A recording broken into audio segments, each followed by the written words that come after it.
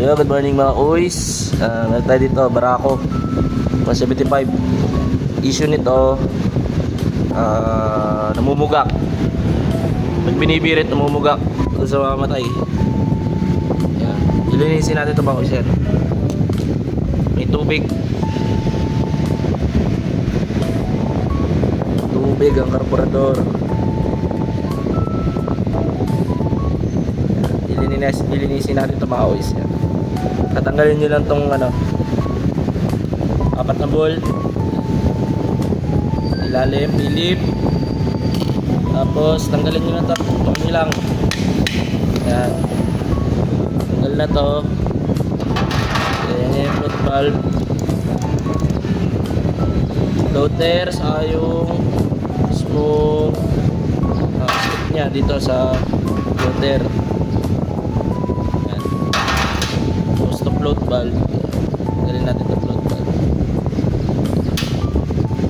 Sa mga nag-overflow, yan, ito yung problema niya, no, is float valve. Mga nag-overflow, yan, float valve. Pag hindi na masyadong kumbaga deform na yung kanyang pointed niya, pagkaka-pointed, ayan, overflow na yan mga kuys.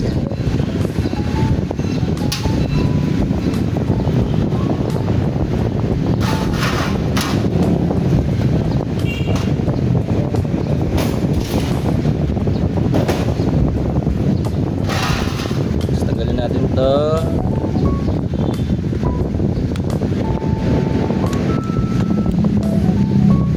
Lilinisin na rin ito mga kuys.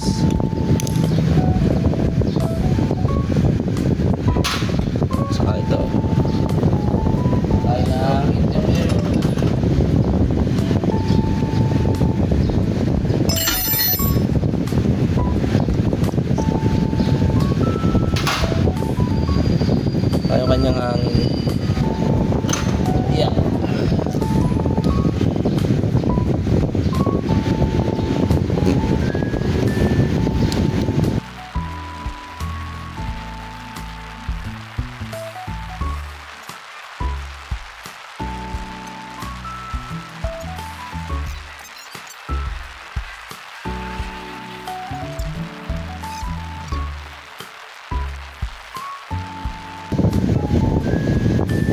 Yo,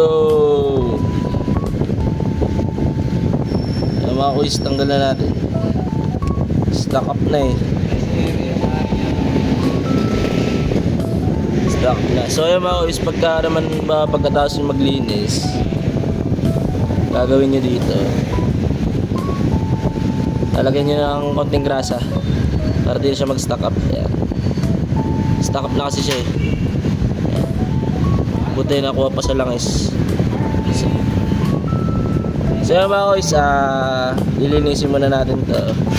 Antayin nyo mga kuys. Tatanggalin ko lang lahat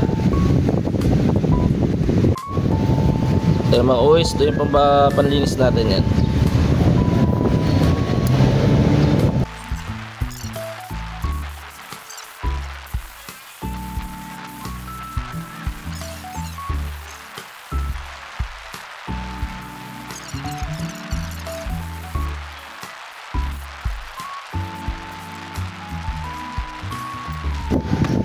So yung mga kuys, pagtapos ito, hangin na natin ang compressor para matuyo ng ayos mga kuys. Antayin nyo mga kuys gagamit ako muna ng compressor. So yung mga kuys, mag-assemble na tayo ng carburetor ng Barako. Yan. Hindi naman kayo malilito dyan mga kuys. Yan nyo lang dito sa gitna. Gamit kayo ng 8mm. Kita nyo lang bagya. Pag sobrang higpit tapos lagay nyo itong float valve. Float valve. Yan, dito yung mga kuys. Tapos itong isa, yan, ito sa kabila.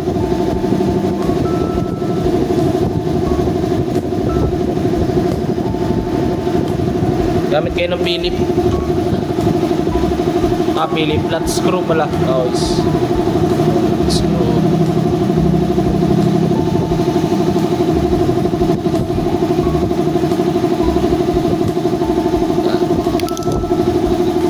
Sunod niyo yung float valve, tapos floater, saka ito pinaka stick nya.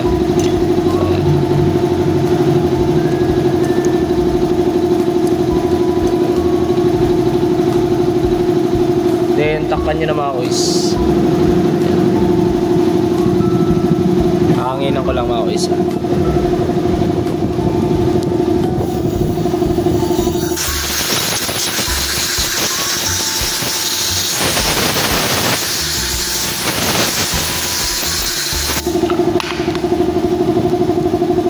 Takip nga natin mga guys. Tapos kapit mo tong 4 na Philip na bolt. Yan.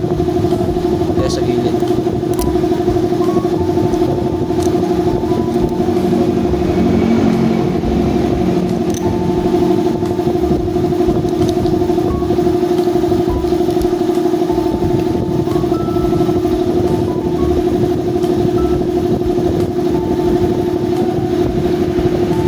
Criss-cross pattern din pagka mag-iigpit kayo mga kuys, para lapat ng ayos yung gasket nya mga kuys.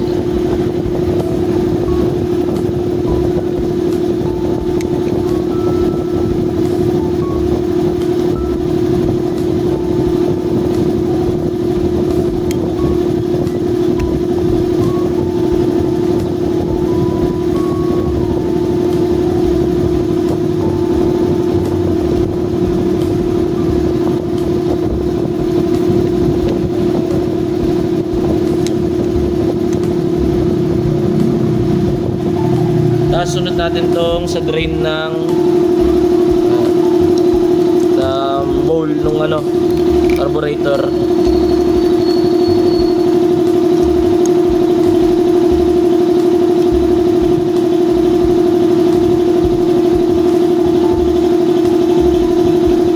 Tapos sunod nyo itong air screw. Bali meron niyang o-ring na maliit sa maliit na washer. Una nyo ilalagay dyan mga kuys, yung o-ring. Lagay nyo ng o-ring. Susunod nyo tong washer. Washer. Ay, hindi pala washer. Tong spring muna dito sa needle. Tapos washer. Yan. Yan, ganyan. Kita nyo mga kuys yan. Yan, ganyan. Spring, washer, tapos yung o-ring. Itong o-ring. Sunod mo yan dito mga kuys. Pag nailagay mo na yung o-ring, pasok mo na dito sa air screw. Pero bago yun, lalagyan nyo ng grasa para susunod na magbubukas kayo, hindi siya, or mag-a-adjust kayo ng hangin, hindi na siya mag-stock up. Lagyan nyo ng konti. Hindi naman niya papasok sa carburetor nasa labas yan. Lagay nyo ng konti kasi pasok nyo na doon sa loob.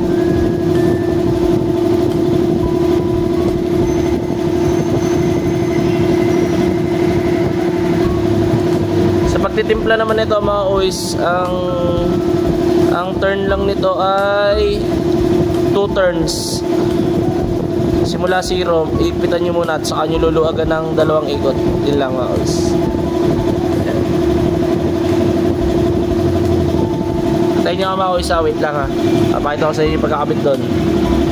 So yun mga kuys, nakabit na natin yung carburetor. Medyo mahirap lang talagang ikabit. Testingin natin mga kuys.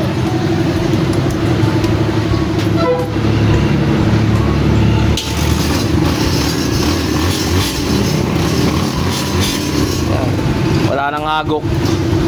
Yan mga kuys. So yun mga kuys, kung may natutunan kayo sa tutorial video, pakipollow naman ang aking Facebook page. Then subscribe na kayo sa aking YouTube channel mga kuys. Barako 175 carb cleaning. Salamat mga kuys.